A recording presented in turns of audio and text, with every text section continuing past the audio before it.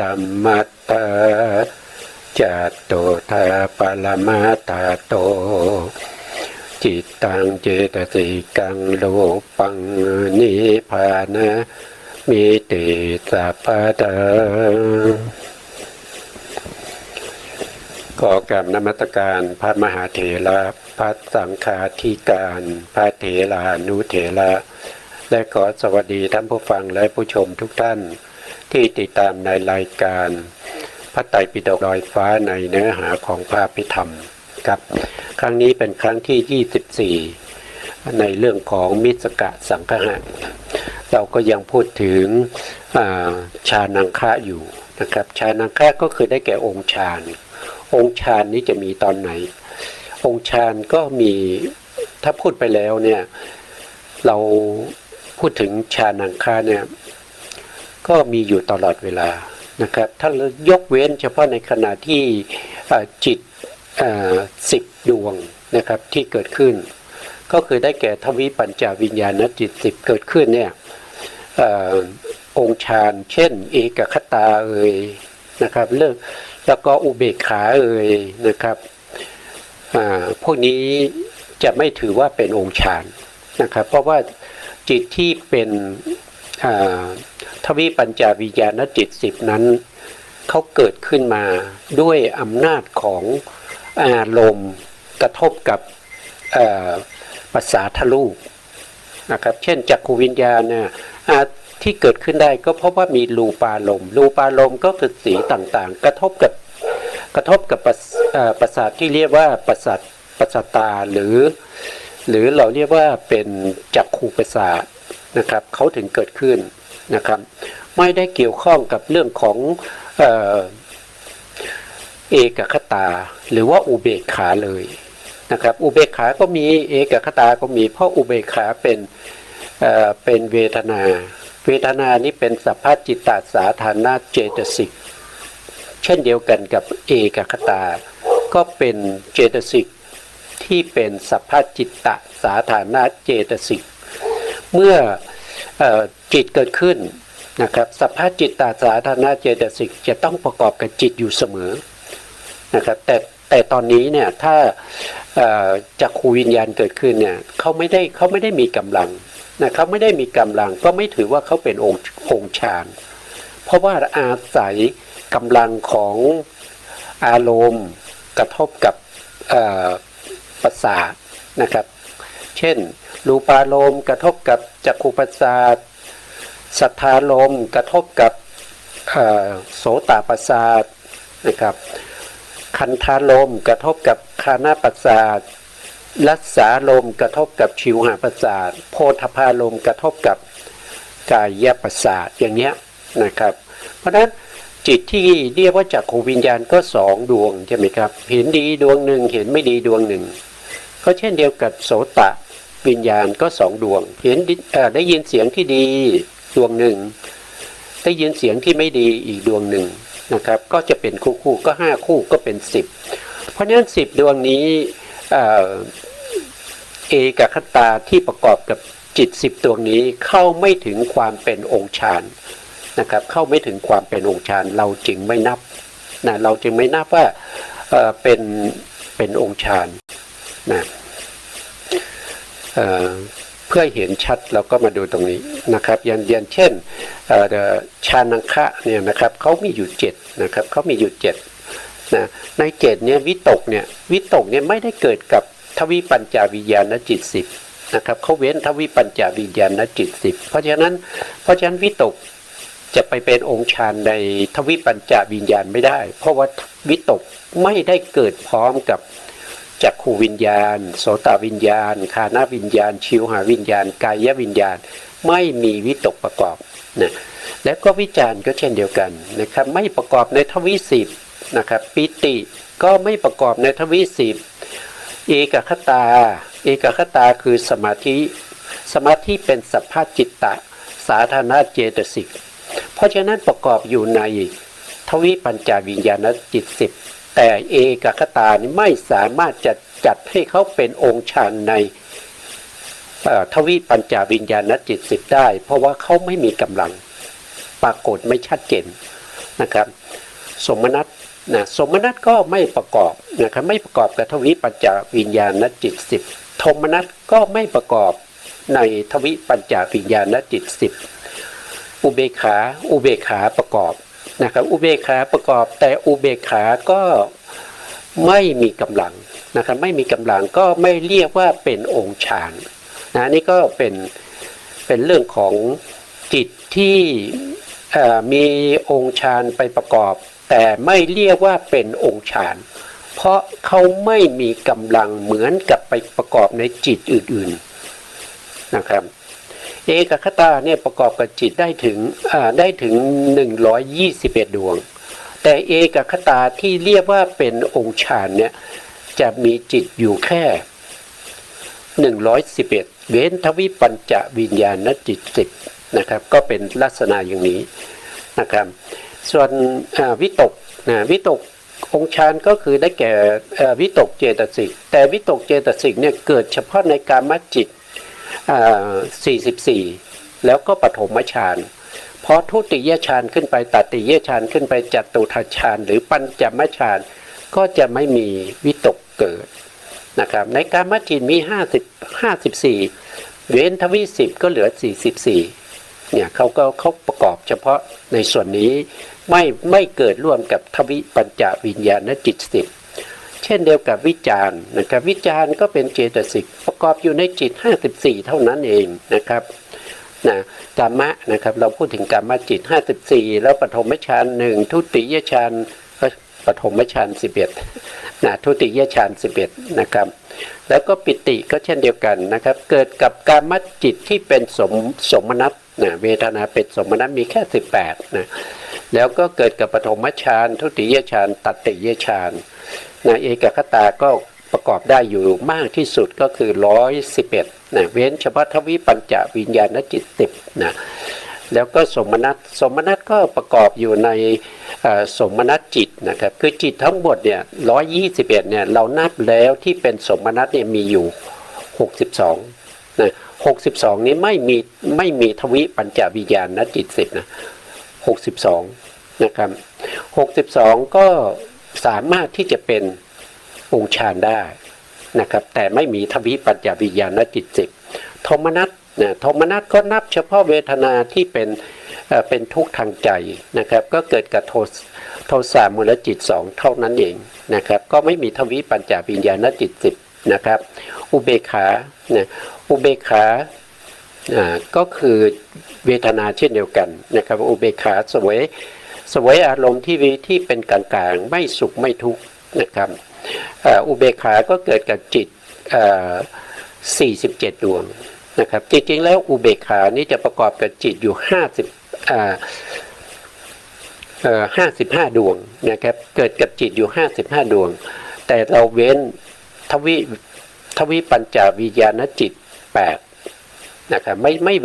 ว้น10เพราะว่าอีก2ดวงนั่นเขาไม่ได้มีเวทนาเป็นอุเบกขาเขามีเวทนาที่เป็นทุกข์กับเวทนาที่เป็นสุขนะครับจึงไม่จัดอยู่ในประเภทที่เป็นอุเบกขาถ้าว่าโดยอุเบกขาก็เหลือมีแค่8ทวิปัญจวิญญาณจิตมีแค่8เพราะฉะนั้นเราก็เว้นออกไป8นะครับก็เหลืออยู่47นะครับอันนี้ก็เป็นองค์ฌานนะครับเราก็ทบทวนนะครับให้พวกเราได้จดจำนะครับต่อไปเราก็จะไปต่อจากครั้งที่แล้วนะครับครั้งที่แล้วเนี่ยเราพูดถึงในเรื่องของพูดถึงอารมณ์ของฌานใช่ไหมครับองค์ฌานเนี่ยจะเกิดในจิตก็ต้องมีอารมณ์ที่เป็นฌานทีนี้อารมณ์ที่เป็นฌานนี่มีอยู่40อารมณ์ใน40อารมณ์เนี่ยก็มีทั้งอารมณ์ที่ได้อุปจารสมาธินะครับไม่สามารถขึ้นฌานก็มีนะอารมณ์ที่ได้ปฐมฌานก็มีนะอารมณ์ที่ได้ปฐมฌานทุติยฌานตติยฌานแล้วก็จตุทัชฌานก็มีแต่ไม่สามารถขึ้นปัญจมฌานนะครับอารมณ์มีถึง40แต่ใน40นี้จะประกอบกับจิตได้ไม่เท่ากันตามสมควรที่เขาจะประกอบได้ นะเราก็ครั้งที่แล้วเราก็ก่อนอื่นเราก็ทวนเรื่องของอารมณ์ก่อนนะครับอารมณ์ของวิปัสสนาก็คือสมาธิก็จะมีหนึ่งก็คือกสิณ10กสิณ10นี้สามารถจะได้ทั้งคณิกะสมาธินะครับอุปจารสมาธิแล้วก็อัปปนาสมาธิอัปปนาสมาธิก็สามารถได้ถึงปัญจมฌานด้วยนะสามารถขึ้นถึงปัญจมฌานได้นะครับกสิณนะกสิณสามารถขึ้นถึงปัญจมฌานได้กสิณมีอยู่10อย่างนะแล้วกสิณที่สามารถต่อไปในรูปฌานมีอยู่9นะครับมีอยู่9เว้นอะไรเว้นอากาสกสิณออกไปเพราะอากาสกสิณไม่สามารถที่จะเพิกกสิณได้นะเพราะฉะนั้นกสิณ10นี้สามารถจะไปต่อรูปฌานได้อยู่9นะครับก็จะมีที่จะไปต่อนะครับที่จะไปต่อรูปฌานก็จะมีปฐวีกสิณนะธาตุดินนะครับเอาดินมาปั้นนะครับปั้นแล้วก็ทำเป็นกลมๆรัศมี1 คืบ 4 นิ้วนะครับต้องเป็นสีอรุณนะครับดินที่เรานำมาปั้นต้องเป็นสีอรุณนะ2ก็คืออาโปกสิณอันนี้ก็กสิณน้ำนะครับส่วนรายละเอียดจริงๆเราจะได้ไปเรียนในถ้าจำน่าจะเป็นมัชชิมะโทนะครับในชั้นที่ในอภิธรรมถ้าเรานับไปก็เป็นชั้นที่5นะครับนับไปเป็นชั้นที่5นะครับ3ก็คือเตโชกสิณก็คือกสิณไฟ4ก็คือวายโยกสิณก็คือกสิณลมนะครับต่อไปอีก4ก็เป็นวรรณกสิณก็คือกสิณที่เป็นสีนะครับเช่นสีแดงโลหิตกสิณโอทตกสิณก็คือสีขาวนีลกสิณก็คือสีเขียวเข้มปิตกสิณก็คือสีเหลืองนะครับรวมแล้วก็เป็น8แล้วนะครับรวมกันเป็น8นะครับแล้วก็ยังมีอีกหนึ่งก็คือเขาเรียกว่าโอกาสกสิณนะครับก็คือการเพ่งแสงสว่างนะครับแสงสว่างนะครับเพ่งแสงนะแสงสว่างนะไม่ใช่ไปเพ่งพระอาทิตย์นะครับนะอันนี้ก็เป็นกสิณที่สามารถจะได้ตั้งแต่คณิกะไปจนถึงชั้น5นะครับชั้น5ก็เรียกว่าเป็นปัญจมฌานนะ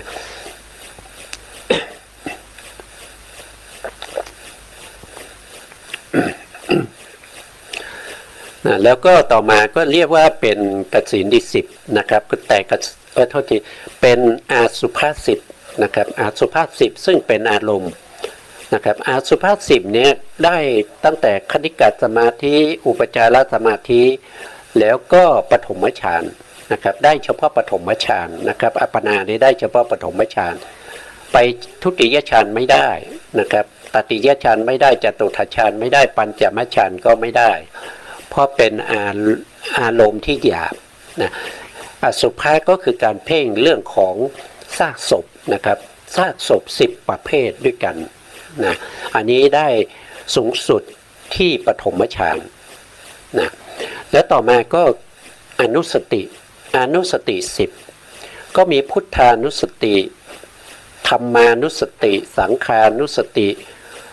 จาคานุสติศีลานุสติเทวตานุสติอุปัสสมะนะครับอุปัสสมานุสติมรณานุสตินะครับ8อย่างนี้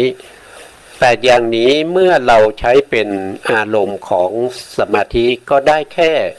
อุปจารสมาธินะครับไม่สามารถจะขึ้นปฐมฌานได้นะแล้วก็เหลืออีก2นะครับเหลือ2ก็คือกายคตาสตินะครับพิจารณาความสกปรกในร่างกาย32ประการนะครับหรือบางท่านจะเรียกว่าโกฏฐัสสะอาการ32มีตั้งแต่ผมขนเล็บฟันหนังพวกนี้นะครับมีธาตุดิน20ธาตุน้ำ12ธาตุน้ำก็มีน้ำเหลืองน้ำหนองน้ำเลือดนะครับเลือด อะไรพวกนี้นะครับก็จะมีอยู่12นะน้ำมี12ดินมี20รวมเป็น32แต่ในส่วนที่เป็นไฟนะครับที่เป็นธาตุไฟอันนั้นเป็นธาตุไฟกับธาตุไฟกับธาตุลมนะครับไม่ได้จัดเข้าอยู่ในกายคตาสตินะครับกายคตาสติมีแค่32เป็นธาตุดิน20เป็นธาตุน้ำ12อันนี้สามารถที่กายคตาสตินี้สามารถจะเจริญได้ปฐมฌานนะครับได้เอกคตานะครับเอกสมาธิที่เป็นเอกคตานี้ได้อยู่แล้วนะทุกข้อจะต้องได้นะครับแล้วก็อุปจารสมาธิก็จะได้แล้วก็ได้ปฐมฌานนะครับขึ้นชั้น2ชั้น3ไม่ได้นะครับกายคตาสตินะครับอาการ32นะได้เฉพาะปฐมฌานสูงสุดนะทีนี้เหลืออีกข้อหนึ่งในอนุสติก็คืออานาปานสติการติดตามระลึกถึงลมหายใจที่เข้าออกนะอันนี้ก็ได้ถึงฌาน5นะครับได้ถึงฌาน5นะครับแต่ไม่สามารถจะไปต่ออรูปฌานได้นะครับไม่สามารถเอาไปเพิกกัดสินแล้วก็ต่อไปอรูปฌานไม่ได้นะอานาปานสติได้แค่ฌาน5นะครับสูงสุดได้ฌาน5นะก็คือติดตามลมหายใจเข้าออกนะครับหายใจยาวก็รู้ชัดว่าหายใจยาวหายใจสั้นหายใจออกยาวก็รู้ว่าเรากำลังหายใจออกยาวหายใจเข้าสั้นเราก็รู้ว่าเรากำลังหายใจเข้าสั้นหายใจออกสั้นก็รู้ว่าเรากำลังหายใจออกสั้นนะครับก็ติดตามลมไปบางในวิสุทธิมรรคท่านให้ใช้วิธีการนับนะครับเวลาหายใจเข้าก็นับ1ใช่ไหมครับมี2วิธีนะครับก็หายใจเข้าก็นับ1หายใจออกก็นับ2หายใจเข้าก็นับ3หายใจออกก็นับ4หายใจเข้านับ5แล้วก็เริ่มที่1ใหม่นะครับแล้วก็ไปถึง6นะครับแล้วก็มาเริ่ม1แล้วก็ไปถึง7แล้วก็มาเริ่มที่1แล้วก็ไปถึง8แล้วก็มาเริ่มที่1แล้วก็ไปถึง9นะแล้วก็เริ่มที่1แล้วไปถึง10แล้วก็กลับมาเริ่มที่1แล้วก็ไปถึง5นับไม่เกิน10นะครับนับไปไม่เกิน10นะหรือว่าบางท่านอาจจะนับช้านะครับก็หายใจเข้าหายใจออกก็นับ1หายใจเข้าหายใจออกก็นับ2หายใจเข้าหายใจออกก็นับ3แล้วก็นับไปถึง5นะครับแล้วก็เริ่มต้น1ไปนับไปถึง6ก็เหมือนกับที่เอ่ยมาเมื่อกี้ไม่เกิน10นะครับอันนี้ก็เป็นการเจริญอานาปานสตินะครับตามในวิสุทธิมรรคนะต่อไปก็จะเป็นพรหมวิหาร4นะครับเมื่อกี้เราได้30นะครับกสิณ10อสุภาษ10อนุสติ10ตอนนี้เราได้พรหมวิหาร4พรหมวิหาร4ก็จะมีเมตตานะครับ1คือเมตตา2คือกรุณา3คือมุทิตา4คืออุเบกขานะครับเมตตากรุณามุทิตาเนี่ยเจริญได้ตั้งแต่คณิกะไปจนถึงฌาน4นะสูงสุดได้แค่ฌาน4ขึ้นฌาน5ไม่ได้ขึ้นฌาน5ไม่ได้นะครับแต่ถ้าใครอยากจะขึ้นฌาน5ก็ต้องเปลี่ยนอารมณ์จากเมตตาหรือว่าจากกรุณาหรือว่าจากมุทิตาให้เป็นอุเบกขานะครับให้เป็นอุเบกขานะอุเบกขาก็จะได้เฉพาะฌาน5เท่านั้นนะครับส่วนเมตตากรุณามุทิตาก็ได้ตั้งแต่ฌานที่1จนถึงฌานที่4ฌาน5ก็จะเป็นอุเบกขานะอันนี้คือพรหมวิหาร4นะครับก็คือการเจริญในเรื่องของการแผ่เมตตาแผ่กรุณาแผ่มุทิตาแล้วก็แผ่อุเบกขานั่นเองนะครับก็แตกต่างกันกับที่เราแผ่เมตตาให้แก่สรรพสัตว์ทั้งหลายนะครับก็จะมีวิธีปฏิบัติอยู่นะครับรายละเอียดเราก็คงจะได้ศึกษากันต่อไปในชั้นมัชฌิมโทนะครับ เอ่อเราได้มา34แล้วนะครับ34อารมณ์ทีนี้อารมณ์ที่35เนี่ยก็คือการเจริญในเรื่องของธาตุเราเรียกว่าเป็นจตุธาตุววัฏฐานก็คือเจริญโดยการพิจารณาโดยการกำหนดรู้ถึงความแข็งอย่างนี้เป็นธาตุดินนะครับอาบเกาะกลุ่มหนึบหนับนะครับอันนี้ก็เป็นธาตุน้ำนะครับแล้วก็เย็นร้อนก็เป็นธาตุไฟแล้วก็ตึงไหวก็เป็นธาตุลมอันนี้ก็เป็นการเจริญอารมณ์โดยพิจารณาธาตุนะครับส่วนมากแล้วข้อนี้ก็จะไปอยู่ในวิปัสสนาด้วยนะครับแล้วก็มีอีกอันหนึ่งก็คือเจริญในเรื่องของอาหารเหลวปฏิกูลสัญญาก็คือพิจารณาความไม่สวยไม่งามนะครับความเป็นปฏิกูลของอาหารทั้งหลายนี่ก็อีกหนึ่งนะครับรวมแล้วก็เป็น37ใช่ไหม34 35 36นะครับก็เป็น36แล้วอีก4กรรมฐานนั้นก็คือได้แก่อารูปเนี่ยอารูปกรรมฐานก็คือจะต้องเจริญต่อจากรูปฌานที่5นะครับพวกที่เป็นกสิณ9เว้นอากาศสักกสิณนะครับก็คืออากาศสานัญจายตนะนะครับอากาศสานัญจายตนะฌานวิญญาณัญจายตนะฌานแล้วก็อากินจัญญายตนะฌานแล้วก็นิวสัญญานาสัญญายตนะฌานทั้งหมดนี้ก็เป็นอารมณ์40ที่เป็นอารมณ์ให้แก่สมาธินะครับสมาธิที่พระพุทธองค์แสดงไว้นะครับมีอยู่40อารมณ์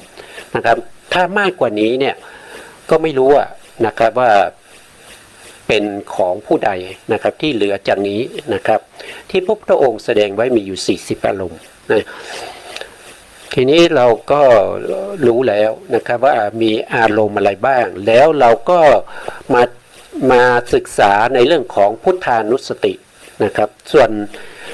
ธรรมานุสติสังขานุสติหรือว่าอารมณ์อื่นๆเนี่ยเราไว้ไปศึกษาในส่วนที่เราจะได้ศึกษาโดยตรงในชั้นมัชฌิมะนะครับมัชฌิมะโทนะครับในเรื่องของสมถกรรมฐานต่อไปนะครับในช่วงนี้เราก็ศึกษาเฉพาะในส่วนที่เป็นพุทธานุสตินะครับเพราะว่าพุทธานุสตินี้เป็นเราเป็นชาวพุทธเราต้องรู้ในเรื่องของ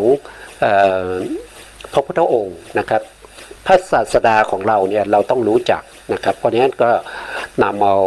พุทธานุสติมาศึกษากันนะครับครั้งที่แล้วนี่ผมก็ศึกษาร่วมกับท่านผู้ฟังในเรื่องของโลกวิทูใช่ไหมโลกวิทูเนี่ยก็คือ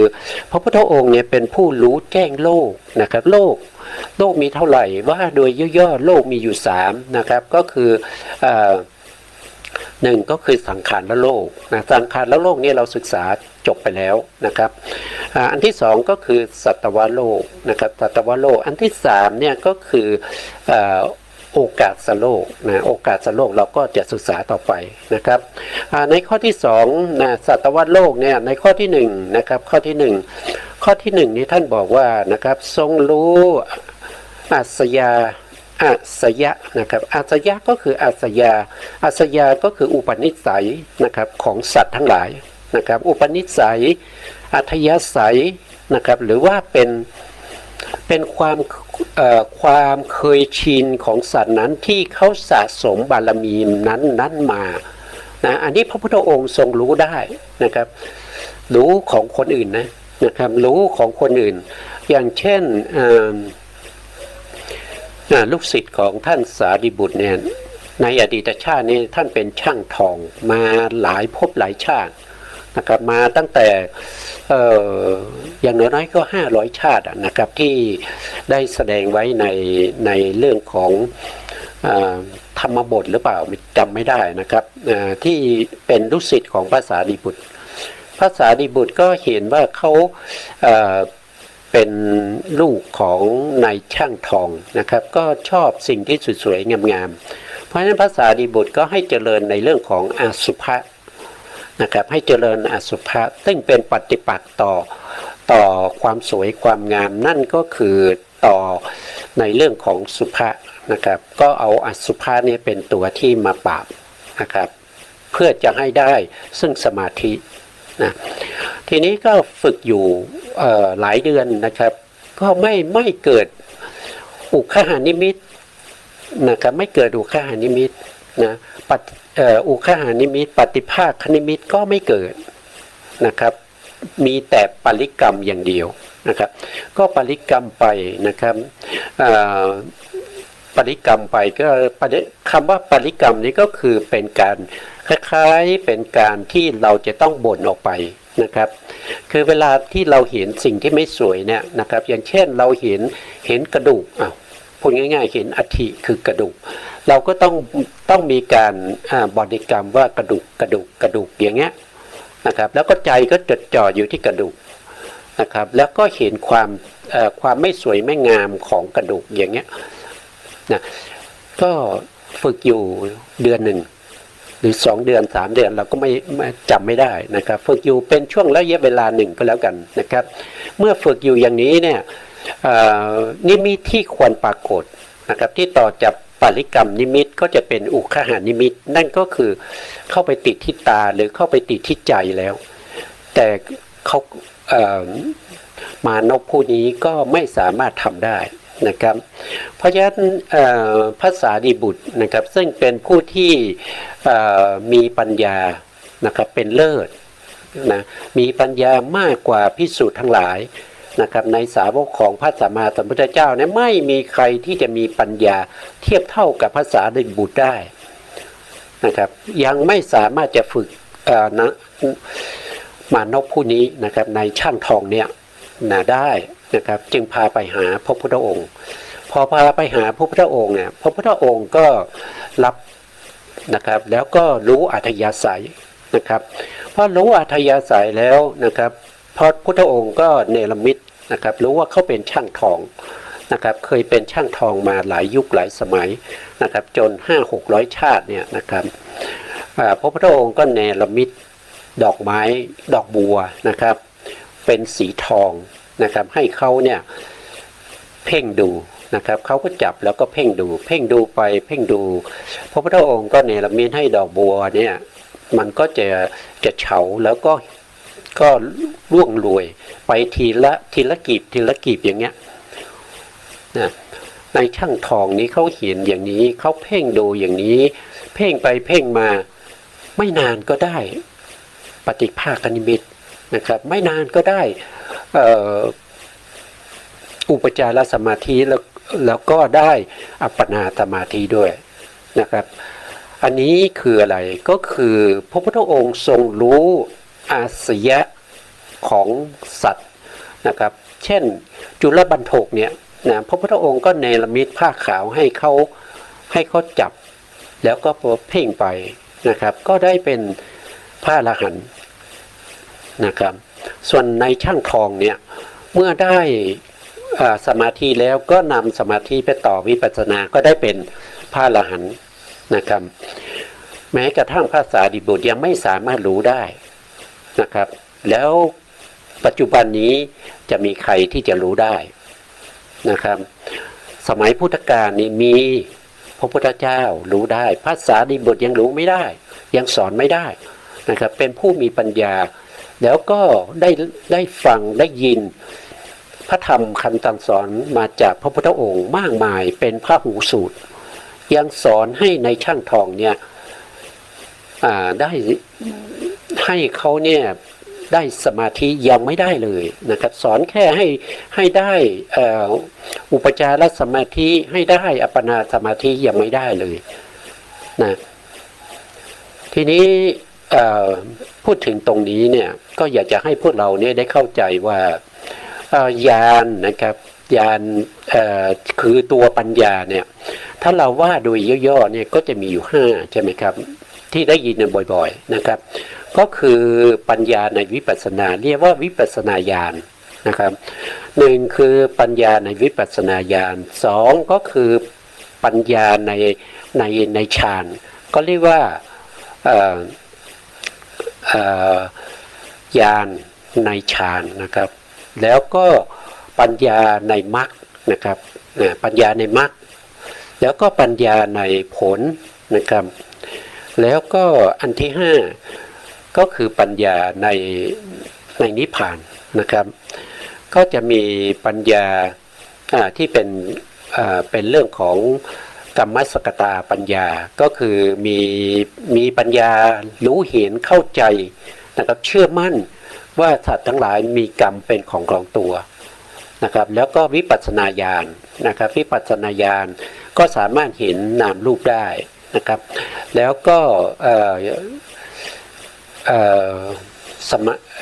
เขาเรียกว่าเป็นญาณในฌานนะครับก็สามารถได้ถึงปฐมฌานพูดง่ายได้อัปปมาณนะครับอารมณ์ที่เป็นคณิกะสมาธินะครับอุปจารสมาธิอัปปนานะครับอัปปนาสมาธินะครับได้ถึงอัปปนานะครับก็ได้ปัญญาในฌาน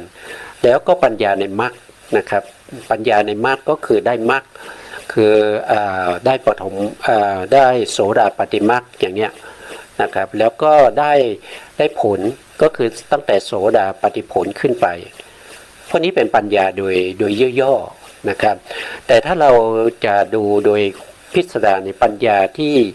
ท่านพระสารีบุตรท่านได้รวบรวมมาไว้จากที่พระพุทธองค์ได้แสดงไว้แต่ละที่มารวมกันในปฏิสัมภิธามรรคนะครับก็มี73ญาณด้วยกันนะครับใน73ญาณนะครับคือพวกนี้คือญาณนะครับคือญาณคือปัญญานะครับดูมาตั้งแต่แรกเลยนะครับญาณที่หนึ่งคืออะไรไปเลยนะครับที่เราเรียกว่าเป็นปัญญานะครับปัญญาที่หนึ่งนะครับแล้วก็เราก็มาดูนะครับ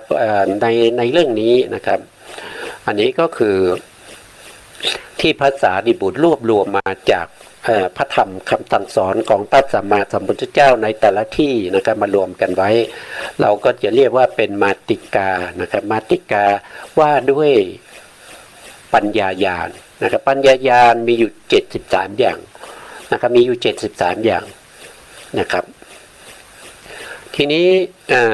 เอามาจากไหนนะครับเอามาจากไหนนะครับผมก็มาจากตรงนี้นะครับผมก็มาจากพระไตรปิฎกนั่นแหละครับไม่มีอะไรนะครับก็คือมาจากสุตตันตปิฎกนะคุตกนิกายนะครับปฏิสัมภิธามรรค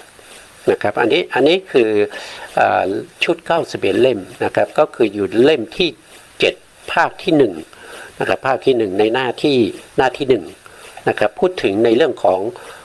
ปัญญานะครับก็จะอยู่ในปฏิสัมภิธามรรคนะครับอยู่ในคัมภีร์ที่ชื่อว่าปฏิสัมภิธามรรคนะครับเล่มที่7ภาคที่1นะครับตรงนี้ก็น้อมพระสัมมาสัมพุทธเจ้านะครับข้าพเจ้าขอน้อมแด่พระสัมมาสัมพุทธเจ้าพระองค์นั้นนะครับก็คือนะโมตัสสะนั่นเองนะครับทีนี้เรามาดูนะครับมาติกาแปลว่าอะไรมาติกาก็คือแปลว่าแม่บทนะครับแม่บทหรือบางทีบางครั้งก็เรียกว่าเป็นคล้ายๆสารบัญนะครับบางที่ก็เรียกว่าเป็นคล้ายๆเป็นคลองส่งน้ำนะครับคลองส่งน้ำก็คือจะมีน้ำไหลไปเป็นนั้นแม่น้ำเส้นใหญ่หรือเป็นชนประทานที่ใหญ่แล้วก็จะมีซอยมีคลองเล็กๆนะครับส่งออกไปเพื่อจะไปทำไร่ทำนานะครับทำสวนอะไรก็ตามนะครับคำว่ามาติกาก็เป็นแม่บทนะเป็นสารบัญนะครับหรือว่าเป็นคล้ายๆของส่งน้ำนะครับว่าด้วยเรื่องของญาณปัญญาก็คือว่าด้วยปัญญามีอยู่ถึง73ปัญญาด้วยกันนะครับหนึ่งก็คือปัญญาในการทรงจำธรรมที่ได้ฟังมาแล้วอันนี้คือสุตตมยญาณนะครับผู้ที่ทรงจำได้ก็จะเป็นสุตตมยญาณในพระพุทธศาสนาของพระสัมมาสัมพุทธเจ้าโคตมะนะครับผู้ที่เป็นพระหูสูตรนะครับหรือสุตตมยญาณเนี่ยก็ได้แก่พระอานนท์นะครับพระอานนท์ทรงจำนะทรงจำไว้นะครับทั้งหมดที่เราได้ศึกษาก็ด้วยการจำของพระอานนท์นะครับของพระอานนท์ถึงเท่าไหร่64,000 พระธรรมขันธ์นะครับเหลืออีก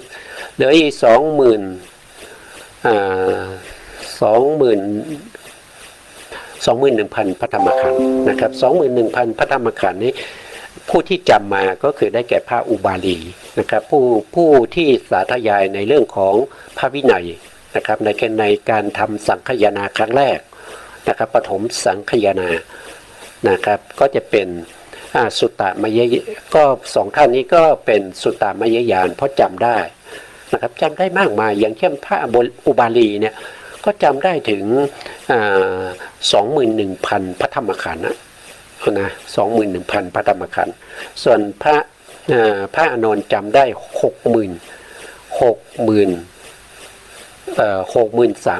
พระธรรมขันธ์นะครับก็จำมานะครับจำมาให้พวกเราได้ศึกษากันจนถึงทุกวันนี้นะครับข้อที่1เรียกว่าปัญญาในการทรงจำธรรมที่ได้ฟังมาแล้วเรียกว่าสุตตมยญาณนะครับ2ก็คือปัญญาในการฟังธรรมแล้วสังวรไว้ด้วยศีลมยญาณนะครับด้วยศีลมยญาณอันนี้รายละเอียดเราก็คงจะได้ศึกษากันไปในโอกาสต่อไปนะครับ3ก็คือปัญญาในการสำรวมนะครับแล้วตั้งไว้เป็นภาวนามยญาณนะครับ4ก็คือปัญญาในการกำหนดปัจจัยนะครับเรียกว่าเป็นธรรมถีติญาณ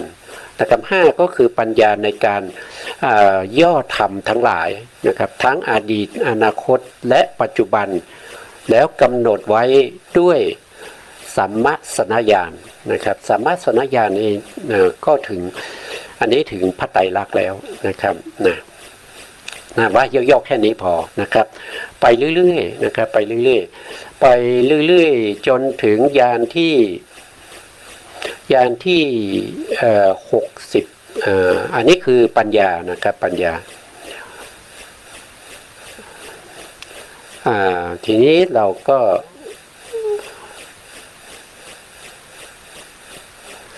73ทั้งหมดเนี่ยมีอยู่73ญาณนะครับอันนี้ก็ญาณที่73แล้วก็6ญาณสุดท้ายเนี่ย6ญาณสุดท้ายนี้เป็นอสาธารณญาณนะครับ6ญาณก็คือได้แก่ตั้งแต่ญาณนี้นะครับญาณนี้คือญาณที่68ที่เราเรียกว่าอินทริยปโลปริยติญาณอันนี้เป็นอสาธารณญาณมีเฉพาะพระสัมมาสัมพุทธเจ้าพระสาวกจะไม่มีนะครับเพราะเขาเรียกว่าเป็นอสาธารณญาณถ้าพระสาวกมีญาณนี้ก็คงไม่ได้ชื่อว่าอสาธารณญาณนะครับตั้งแต่อินทริยปโลปริยติญาณเป็นอาสาธารณญาณแล้วก็69อาสยานุสยาอาสยานุสยญาณก็เป็นอาสาไทยนญาณที่2นะญาณที่70นะครับก็คือยมกะปาฏิหาริญาณก็เป็นอาสาธารณญาณที่3นะครับต่อไปในญาณที่71เรียกว่ามหากรุณาสมาปฏิญาณก็เป็นอาสาธารณญาณที่4นะต่อไป73นะครับสัพพัญญุตญาณอันนี้ก็เป็นอาสาธารณญาณที่5นะครับ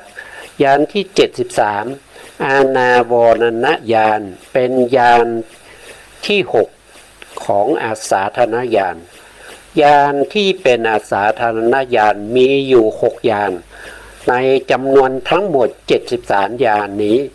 มีอาสาธารณญาณอยู่6ญาณนะครับ6ญาณนี้มีเฉพาะพระสัมมาสัมพุทธเจ้าเท่านั้นผู้ที่เป็นสาวกไม่สามารถจะมีญาณเหล่านี้ได้ถ้ามีก็คงไม่ชื่อว่าอาสาธารณญาณนะรู้ได้ยังไงก็มีคำอธิบายอยู่ตรงนี้นะครับเนี่ยตรงเนี้ยเขาก็อธิบายไว้ตรงนี้ชัดเจนนะครับมาจากพระไตรปิฎกนะไม่ใช่ผมมาว่าเองนะมาจากขุตกนิกายนะครับปฏิสัมภิธรรมรรคนะญาณเหล่านี้รวมแล้ว73ญาณนะครับในญาณ73ญาณนี้นะครับญาณ67เบื้องต้นนะครับทั่วไปแก่พระสาวกนะครับญาณ6เบื้องปลายนะครับไม่ทั่วไปแก่พระสาวก และเป็นญาณเฉพาะพระสัมมาสัมพุทธเจ้าเท่านั้นตรงนี้ชัดเจนนะครับมาจากพระไตรปิฎกนะไม่ใช่ผมว่าเองนะครับมันมีอยู่ในนี้นะเพราะฉะนั้นก็ให้เราเข้าใจว่าที่พูดถึงเมื่อตะกี้เราพูดถึงอาสยานุสยญาณใช่ไหมครับธรรมที่เป็นอาสยานุสยญาณเนี่ยมีเฉพาะพระสัมมาสัมพุทธเจ้าเท่านั้นนะครับตรงเนี้ยนะครับตรงเนี้ยทรงรู้อาสยะนี่ก็คืออาสยญาณนะครับทรงรู้อาสยะได้แก่นะครับมิจฉาทิฏฐิและยถาภูตญาณอันเป็นที่อาศัยของเหล่าสัตว์ก็คือว่าการเวียนว่ายตายเกิดเนี่ยเราก็อาศัยมิจฉาทิฏฐิแล้วก็บางครั้งก็อาศัยในเรื่องของยถาภูตญาณนะครับยถาภูตญาณอันนี้คือปัญญาแต่อันนี้เป็นอกุศลอันนี้เป็นกุศลนะครับก็อาศัยทั้งกุศลและอกุศลเวียนว่ายตายเกิดมาจนถึงปัจจุบันเนี้ยพูดง่ายๆกันนะครับตั้งแต่เราเวียนว่ายตายเกิดมาเนี่ยมีใครบ้างที่ไม่อาศัยอกุศล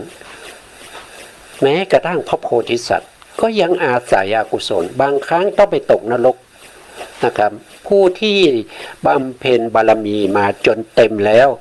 อย่างเช่นพระโพธิสัตว์นะครับในภัตตกัปนี้อย่างพระสัมมาสัมพุทธเจ้าของเราในภัตตกัปนี้นะครับคือในโลกใบนี้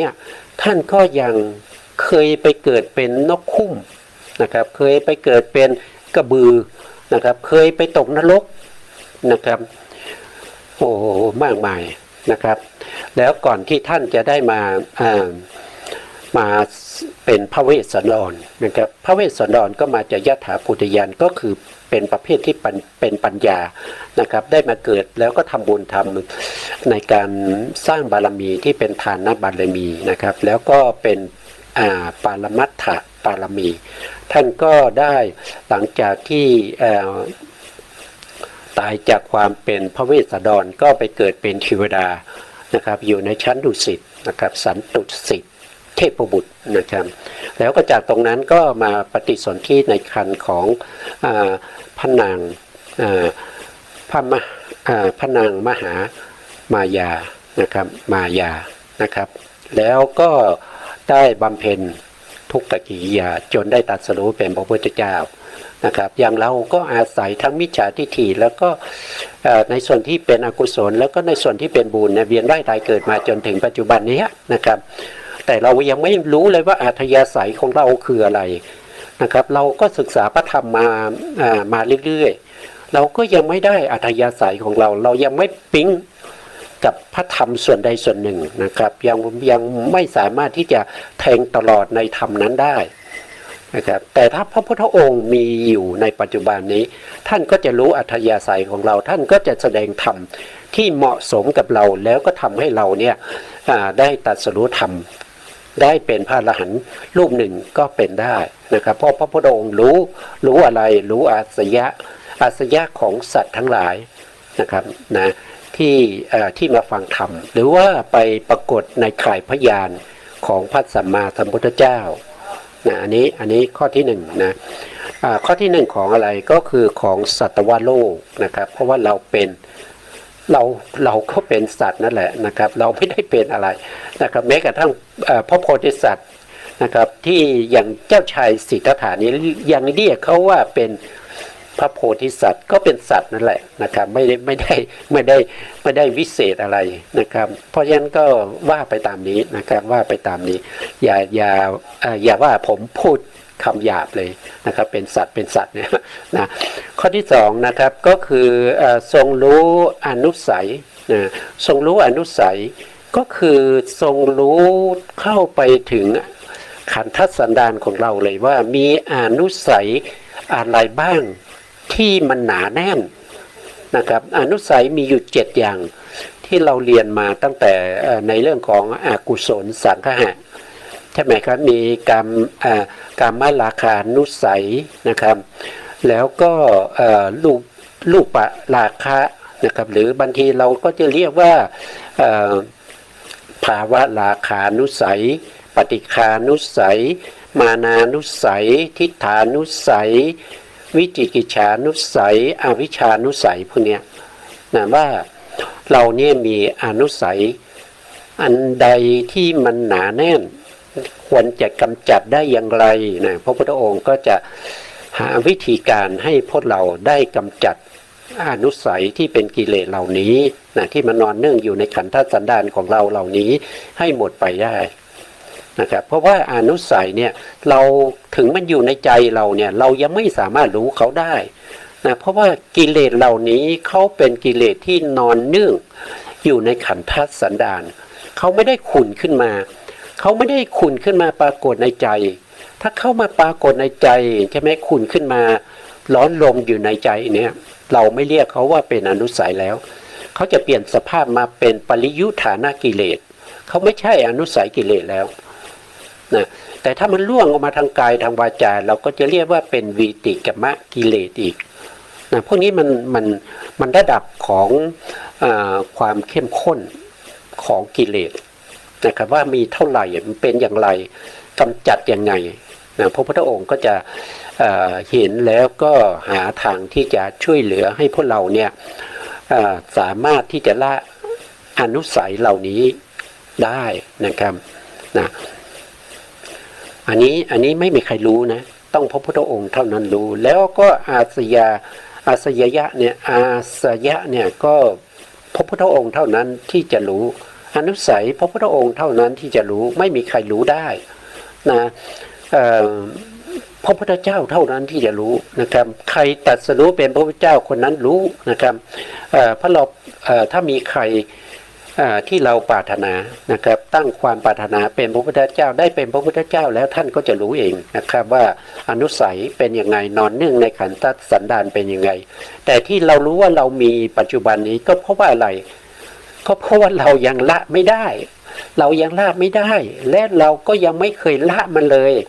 นะครับเพราะฉะนั้นมันก็ยังนอนเนื่องอยู่ในขันธสันดานของเราตั้งแต่เราเวียนว่ายตายเกิดมาตั้งแต่อเนกชาตินะครับนับภพนับชาติไม่ถ้วน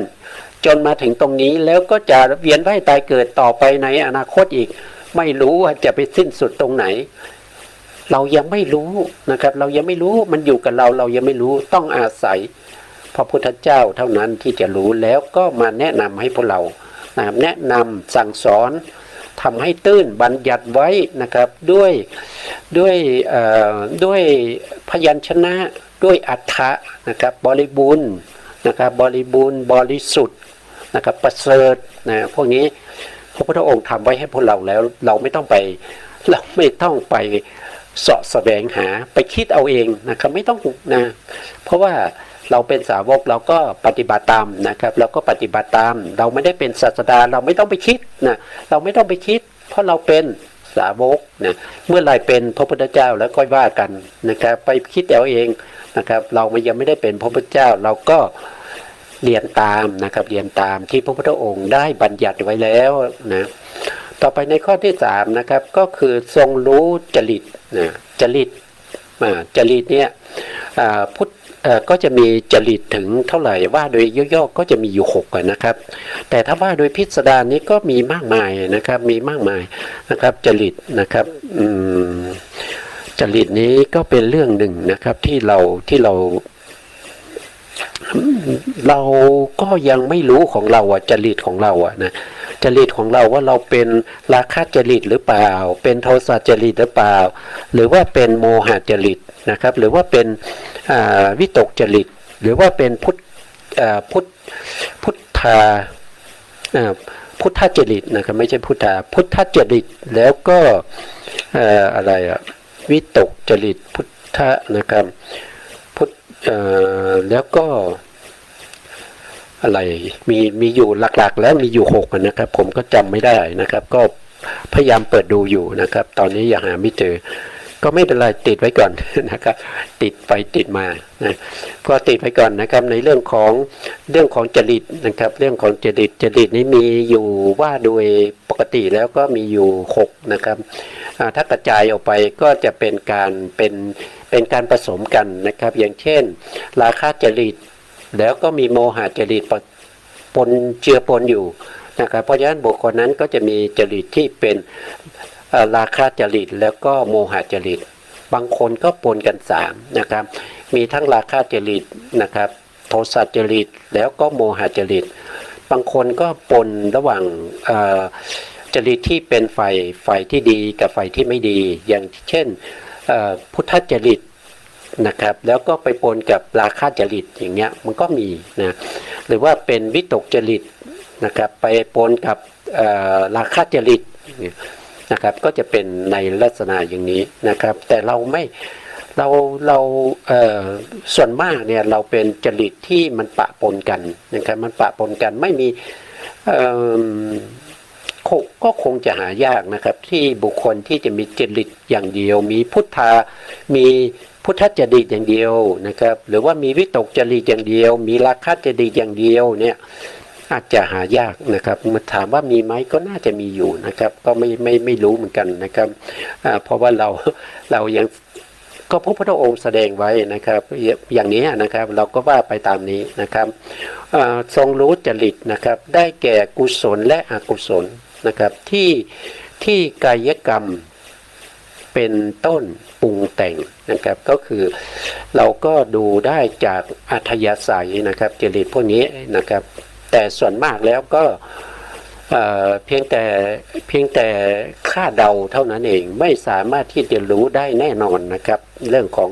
จริตก็เช่นเดียวกันพระพุทธองค์ก็เป็นผู้ที่รู้ในเรื่องของจริตนะครับต่อไปนะครับในข้อที่4นะครับในเรื่องของ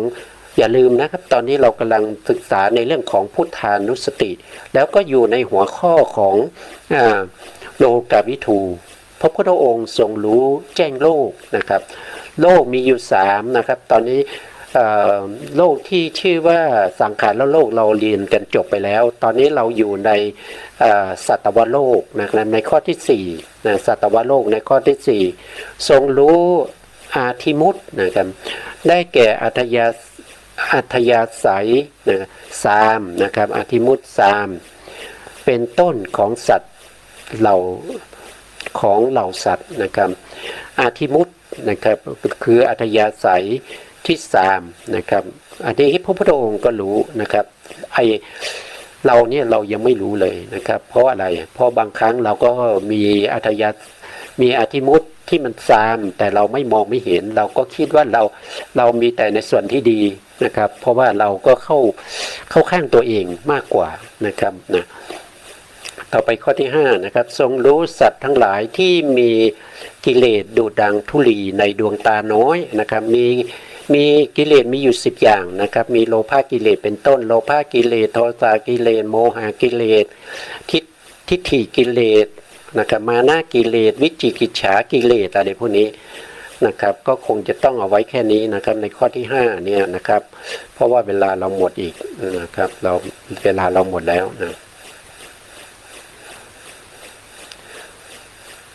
เพราะนะครับสุดท้ายนี้ก็คงจะต้องอำลาไปก่อนนะครับสุดท้ายนี้ขอกราบขอบพระคุณพระครูสมุทรวิสุวัฒน์วรกิจโจผู้อำนวยการสถานีวิทยุเพื่อการศึกษาพระพุทธศาสนาและวัฒนธรรม FM 104.5 เมกะเฮิรตซ์วัดฝายหินจังหวัดเชียงใหม่และขอกราบขอบพระคุณพระครูปริยัติยานุศาสตร์ขอบคุณท่านผู้ฟังและผู้ชมทุกท่านที่ติดตามในรายการพระไตรปิฎกลอยฟ้าในเนื้อหาของพระอภิธรรมครับพบกันใหม่ในโอกาสต่อไปครับสวัสดีครับ